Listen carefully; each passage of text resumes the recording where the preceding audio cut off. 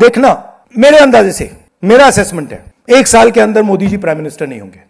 রাহুল গান্ধী যে কথাটা বলেছিলেন সেই কথা অনুযায়ী যে এই মুহূর্তে কংগ্রেস চলতে চাইছে 2029-এর জন্য, তারা যে তাদের পথটাকে মসৃণ করতে চাইছে সেটাই কিন্তু এই মুহূর্তে বোঝার মতন একটা বিষয়। তার কারণ 2029 আর বাকি 3 বছর এবং 3 বছর পরবর্তীতে ভারতবর্ষে পরবর্তী লোকসভা নির্বাচন এবং যার মাধ্যমে ঠিক হবে পরবর্তী সরকারে কে থাকবেন 34 পর্যন্ত। কিন্তু তার আগে রাহুল গান্ধী গুটি সাজাচ্ছেন এবং গত 1 মাসের মধ্যে সেই ধরনের ঘটনা কিন্তু বারংবার সামনে উঠে এসেছে এবং সেই ধরনের কিছু ঘটনাই আজকে এই মুহূর্তে আপনাদের সামনে রাখবো। 129 খানা একদম সিট, সরাসরি 5খানা রাজ্যে রাহুল গান্ধী কোথাও কিন্তু সেটার উপর কাজ করছেন।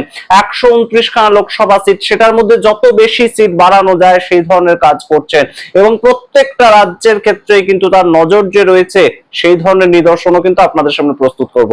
তাই শেষ অবধি দেখুন, এই ভিডিও অত্যন্ত গুরুত্বপূর্ণ কিছু ভিডিও আমরা তৈরি করছি এই মুহূর্তে এবং অবশ্যই তার মধ্যে এটা অন্যতম যে দেশের রাজনীতির ক্ষেত্রে অন্যতম একটা বড়সড় বদল কিন্তু কংগ্রেস আনতে পারে। বিজেপি বিরোধিতা মানেই কংগ্রেস, সেই জায়গাটা কিন্তু রাহুল গান্ধী খুব ভালোভাবে এই মুহূর্তে সবার সামনে প্রজেক্ট করতে চাইছেন। সেই সমস্তটাই নিয়ে আজকের এই বিস্তারিত ভিডিও। তার আগে অবশ্যই টক টু বাংলা ইউটিউব চ্যানেলটিকে সাবস্ক্রাইব করুন, এই ভিডিও দেখুন শেষ অবধি স্কিপ না করে, কারণ অত্যন্ত গুরুত্বপূর্ণ কিছু ইনপুটস আপনাদের সামনে প্রস্তুত করব।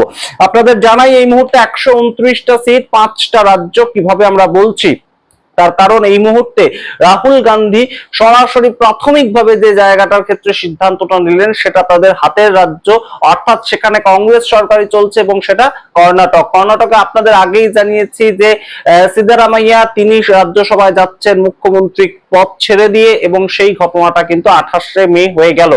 28শে মে আমরা দেখতে পেলাম যে সিদ্দারামাইয়া তিনি তার নিজের মুখ্যমন্ত্রীর পদ থেকে ইস্তফা দিলেন এবং এত স্মুথ ট্রানজিশন কংগ্রেসের ক্ষেত্রে খুব একটা বড় দেখা যায় না, যে কংগ্রেসের এক মুখ্যমন্ত্রী গেলেন, আরেক মুখ্যমন্ত্রী এলেন এবং এক মুখ্যমন্ত্রী আরেক মুখ্যমন্ত্রীকে বসিয়ে দিয়ে যাচ্ছেন। সেই জায়গাটা কোথাও গিয়ে একদম সরাসরি প্রজেক্টেড হলো এবং সেটা কিন্তু অবশ্যই একটা ইতিবাচক ছবি কংগ্রেসের জন্য। এবং এই যে নাটকটা, এই নাটকটা কিন্তু বহুদিন ধরেই চলছিল যে সিদ্দারামাইয়া যদি চলে যান, ডি.কে. শিবকুমার যদি পদে আসেন, তখন দুটো লবির মধ্যে একটা ক্ল্যাশ তৈরি হবে। কিন্তু সেরকম ঘটনাটা ঘটলো না। আমরা দেখতে পেলাম যে 27শে মে দিল্লিতে ডি.কে. শিবকুমার এবং সিদ্দারামাইয়া দুজনেই গিয়েছিলেন এবং কেসি বেনুগোপাল তিনি সরাসরি দুজনকে দুদিকে দাঁড় করিয়ে একদম সরাসরি প্রেস কনফারেন্স করে বলেন যে সিদ্দারামাইয়া এই মুহূর্তে কংগ্রেসের তরফ থেকে রাজ্যসভায় যাবেন কর্ণাটক থেকে এবং সেই ক্ষেত্রে পরবর্তীতে একদম মুখ্যমন্ত্রী নতুন ভাবে আসছেন এবং সেটাই একদম আমরা দেখলাম। 28শে মে পরের দিন সিদ্দারামাইয়া তিনি মুখ্যমন্ত্রী পদ থেকে ইস্তফা দিলেন এবং তিনি নিজেই নামটা প্রকাশ করলেন যে ডি.কে. শিবকুমার এবার থেকে আমার দায়িত্বটা পালন করবে। তো এই ট্রানজিশনটা যেমন একটা গুরুত্বপূর্ণ প্রেক্ষাপট, ঠিক সেই দিক থেকে কর্ণাটকে ডি.কে. শিবকুমারের হাতে যখন একদম সরাসরি তুলে দিচ্ছে কংগ্রেস নেতৃত্ব তাদের রাজ্যটা, সেই রাজ্যে কিন্তু 28 খানা এমপি সিট রয়েছে। আমরা কেন 129 সংখ্যাটাকে নিয়ে এত বলছি, তার কারণ এই কংগ্রেসের কিন্তু 28 খানা একদম কর্ণাটকের সিট রয়েছে। সেই 28টার মধ্যে 28টা তুলে আনাই কিন্তু কোথাও গিয়ে ডি.কে. শিবকুমারের হাতে এই মুহূর্তে সবচেয়ে বড় সুযোগ। তিনি 3টে বছর সময় পাচ্ছেন, পরবর্তী লোকসভা ভোটের আগে তিনি 3টে বছর সময় পাচ্ছেন এবং সেই ক্ষেত্রে কংগ্রেসের অন্যতম একজন গুরুত্বপূর্ণ সৈনিক ডি.কে. শিবকুমার, যিনি চাণক্য হিসেবে কংগ্রেসে পরিচিত, বিভিন্ন রাজ্যে ভোট ম্যানেজমেন্ট করার ক্ষেত্রে তাকে পাঠানো হয়, সেই ডি.কে. শিবকুমার নিজের রাজ্যে ঠিক কতটা কাজ করতে পারবেন সেটা দেখা যাবে কিন্তু 2029-এ। ডি.কে. শিবকুমার দক্ষিণ ভারতের রাজনীতির ক্ষেত্রে অবশ্যই বড়সড় একটা ফ্যাক্টর, অবশ্যই চাণক্যের মতন কাজ করেন। তার যে 28টা লোকসভা সিট রয়েছে সেই ক্ষেত্রে এবং সেই দায়িত্বটা তাকে দিচ্ছে। এবং অন্যদিকে তেলেঙ্গানা এই মুহূর্তে আপনারা জানেন যে অন্ধ্রপ্রদেশ থেকে ডিভাইড হয়ে যাওয়া নবগঠিত একটা রাজ্য এবং সেই ক্ষেত্রে 17 খানা সিট রয়েছে। আপনারা জানেন রেমন্ত রেড্ডি তাকে কয়েকদিন আগেও কিন্তু দেশের প্রধানমন্ত্রী নরেন্দ্র মোদী একটা কার্যক্রমে বলেন যে আপনি আমাদের সঙ্গে চলে আসুন, কিন্তু তার পরবর্তীতে রেমন্ত রেড্ডি একদম সরাসরি যেটা ঘোষণা করেন, কংগ্রেসের মুখ শুধু নয় ইন্ডিয়া অ্যালায়েন্সের মুখ হিসেবে রাহুল গান্ধীকে প্রজেক্ট করা উচিত এবং প্রজেক্ট করা উচিত ইন্ডিয়া অ্যালায়েন্সের পক্ষ থেকে যে পরবর্তী প্রধানমন্ত্রী হিসেবেও কিন্তু তিনিই কাজ করবেন। সেই জায়গাটা রেমন্ত রেড্ডি একদম সরাসরি ঘোষণা করেন। তার পরবর্তীতে আমরা দেখতে পাই এই মুহূর্তে রেমন্ত রেড্ডি তার সঙ্গে রাহুল গান্ধীর যে সম্পর্ক সেটাও কিন্তু অত্যন্ত ভালো একটা সম্পর্ক। তো সেই জায়গা থেকে রেমন্ত রেড্ডির কাঁধেও বহু দায়িত্ব দেওয়া হচ্ছে যাতে তার রাজ্যের 17টা লোকসভা সিট তিনি একদম সরাসরি নিয়ে আসতে পারেন।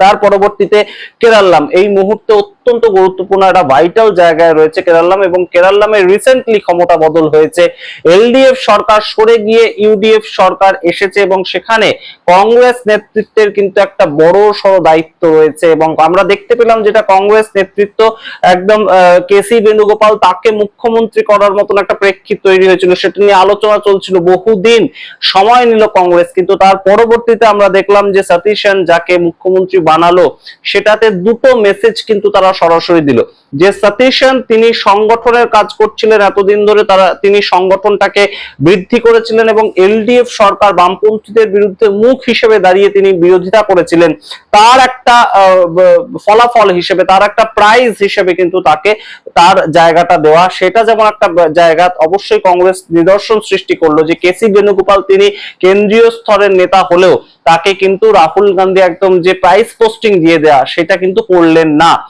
সেই জায়গা থেকে সতীশ সেন তাকে এই দায়িত্বটা দেওয়া। এবং এই কেরালামে 20খানা সিট রয়েছে কংগ্রেসের, এবং যেটা জিততে পারে কংগ্রেস, অর্থাৎ সামগ্রিকভাবে 20খানা লোকসভা সিট রয়েছে, সেটাও কিন্তু কংগ্রেস ওটার ওপর গুরুত্বপূর্ণভাবে একদম প্রজেক্ট করবে। সরাসরি কর্ণাটকের দিকে তাকালে আমরা বুঝতে পারি যাদেরকে মুখ্যমন্ত্রী বানানো হলো তারা কিন্তু অবশ্যই কংগ্রেসের জন্য স্যাক্রিফাইস করেছে এত বছরের পর বছর, সেই জায়গা থেকে কংগ্রেস তাদেরকে কিন্তু একদম সরাসরি প্রাইস পোস্টিংটা দিল। আমরা দেখতে পেয়েছি ডিকে শিবকুমার যখন 2019 সালে তিনি বিজেপির বিরোধিতা করতে গিয়ে তিহার জেলে পর্যন্ত থেকেছেন, তিহার জেলে থাকার পরবর্তীতেও কর্ণাটকে কিন্তু তিনি ফিরে এসে রাজনীতিটা করেছেন কংগ্রেসের হয়ে, তিনি বিজেপি জয়েন করেননি, তো সেইটার কোথাও গিয়ে একটা প্রাইজ হিসেবেই কিন্তু ডিকে শিবকুমার রাজ্যের মুখ্যমন্ত্রী হচ্ছেন। এবং অবশ্যই এই যে সতীশ সেন যাকে কেরালামের মুখ্যমন্ত্রী বানানো হয়েছে তিনিও কিন্তু সরাসরি তার নিজের অভিজ্ঞতার ভিত্তিতে রাজ্যের মুখ্যমন্ত্রিত্বটা পাচ্ছেন। তো সেই জায়গা থেকে এই মুহূর্তে আরেকটা গুরুত্বপূর্ণ রাজ্য কিন্তু দক্ষিণ ভারতেই যেটা, সেটা হচ্ছে যে তামিলনাড়ু। তামিলনাড়ুতে এই মুহূর্তে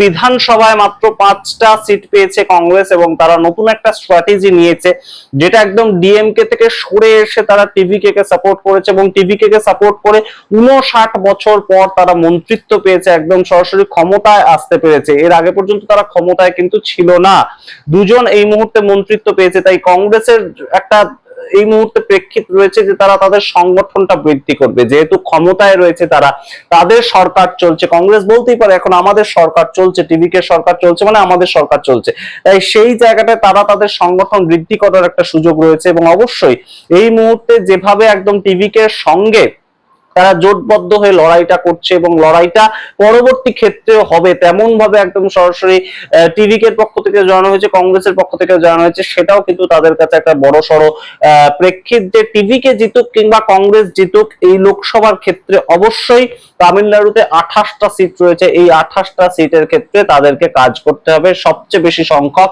যতটা পারা যায় তাদেরকে কিন্তু লোকসভা আসন গ্রহণ করতে হবে, কারণ ইন্ডিয়া অ্যালায়েন্সে সেই আসনগুলো যাবে। তো এই সামগ্রিকটা মিলিয়ে কর্ণাটকে 28টা, তেলেঙ্গানাতে 17টা, কেরালামে 20টা এবং তামিলনাড়ুতে 28টা এবং অন্ধ্রপ্রদেশে 25টা। কেন বলছি অন্ধ্রপ্রদেশ, তার কারণ আপনাদের ইতিমধ্যেই জানিয়েছি যে অন্ধ্রপ্রদেশে একটা নতুন ডেভেলপমেন্ট তৈরি হয়েছে, যে অন্ধ্রপ্রদেশে ওয়াইএসআর কংগ্রেস তার জায়গাটা খুব একটা এই মুহূর্তে কিন্তু দেখা যাচ্ছে না, অর্থাৎ বিরোধীর জায়গাটা জগনমোহন রেড্ডির যে জায়গাটা সেটা খুব একটা দেখা যাচ্ছে না, এবং সেই ক্ষেত্রে সেই জায়গাটাই নিতে যাচ্ছে কিন্তু এই মুহূর্তে কংগ্রেস, এবং সেখান থেকেই ওয়াইএস শর্মিলা তাকে রাজ্যসভায় পাঠাচ্ছে কংগ্রেস, এবং সেইখান থেকেই একটা নতুন বিরোধিতার মুখ তৈরি করতে চাইছে।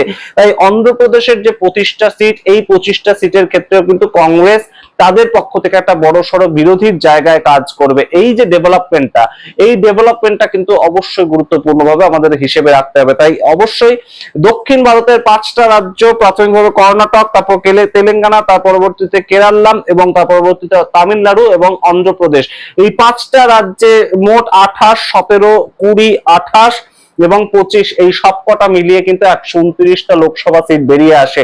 তাই সেই 129টা লোকসভা সিটের মধ্যে কংগ্রেস যদি কোথাও গিয়ে এই 5টা রাজ্য মিলিয়ে 90 থেকে 100টা আসনও বের করতে পারে, তাহলে অবশ্যই কিন্তু বেশ খানিকটা তাদের অনেকটা সুবিধা হবে।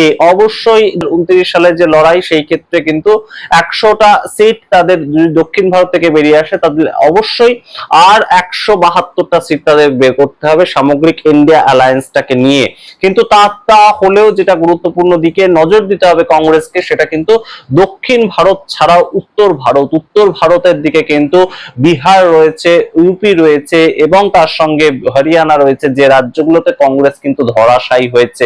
পশ্চিমবঙ্গটাও কিন্তু অন্যতম একটা রাজ্য যেখানে কিন্তু গুরুত্বপূর্ণভাবে কংগ্রেসের খুব একটা সংগঠন নেই। তাই সম্পূর্ণভাবে তৃণমূল কংগ্রেস পরবর্তীতে 2029 সালে আর কতটা সাহায্য করতে পারবে কংগ্রেসকে, সেটা যেমন একটা সন্দিহান জায়গা তৈরি করেছে।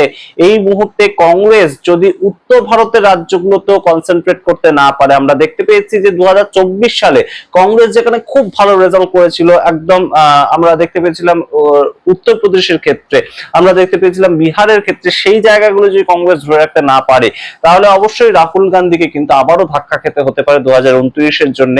তবে রাহুল গান্ধী যে কথাটা বলেছেন তার কর্মী সভার অভ্যন্তরে, যে 2029-এর আগেই আগামী এক বছরের মধ্যে নাকি মোদী সরকার পড়ে যাবে। वो जानते हैं कि जिस सिस्टम को मैंने कंट्रोल किया था वो सिस्टम कोलैप्स कर रहा है और पूरा इंफॉर्मेशन इसको दे रहा है। तो ये डायनामिक चल रही है और आप देखना, मेरे अंदाजे से, मेरा असेसमेंट है, 1 साल के अंदर मोदी जी प्राइम मिनिस्टर नहीं होंगे। কিন্তু মোদী সরকার যদি পড়েও যায়, আমরা যদি হাইপোথেটিক্যালি ধরেও নিই সেটা, তাহলে সেই ক্ষেত্রে কার সরকার আসবে? সেই ক্ষেত্রে কি কংগ্রেস শাসিত সরকার আসবে? যদি আসে তাহলে সেই ক্ষেত্রে কংগ্রেস কোন কোন দিকে কাজ করছে, এগুলো তো একটা বড়সড় প্রশ্ন, এবং সেই প্রশ্নগুলো আপনাদের সামনে রাখলাম। অবশ্যই এই মুহূর্তে সমস্ত দিক থেকে কিন্তু কংগ্রেস চেষ্টা করছে তাদের যে শক্তি, সাংগঠনিক শক্তি, সেগুলোকে বাড়ানোর। তবে অবশ্যই এই 129টা সিট, তার মধ্যে যদি 100টাও কংগ্রেস আনতে পারে, তাহলে 2029-এর লড়াইটা অবশ্যই তাদের হাতে কিন্তু অনেকটাই সাহায্য করবে, যার মধ্যে ইতিমধ্যেই তাদের হাতে কর্ণাটক রাজ্যটা তাদের শাসনে চলছে, তেলেঙ্গানা রাজ্যটা তাদের শাসনে চলছে, কেরালাম রাজ্যটা তাদের শাসনে চলছে, তামিলনাড়ু রাজ্য আংশিকভাবে হলেও তাদের শাসনেই চলছে। সুতরাং এই রাজ্যগুলোর ক্ষেত্রে সিট বের করে আনা খুব একটা কঠিন কিন্তু কংগ্রেসের পক্ষে হবে না, তেমনই কিন্তু এই মুহূর্তে রাজনৈতিক পর্যবেক্ষকরা মনে করছে। আপনাদের সামনে রাখলাম পুরোটা, আপনারা আপনাদের মতামত কমেন্ট বক্সে কমেন্ট করুন। দেখতে থাকুন টক টু বাংলা। অবশ্যই টক টু বাংলা ইউটিউব চ্যানেলকে সাবস্ক্রাইব করতে ভুলবেন না।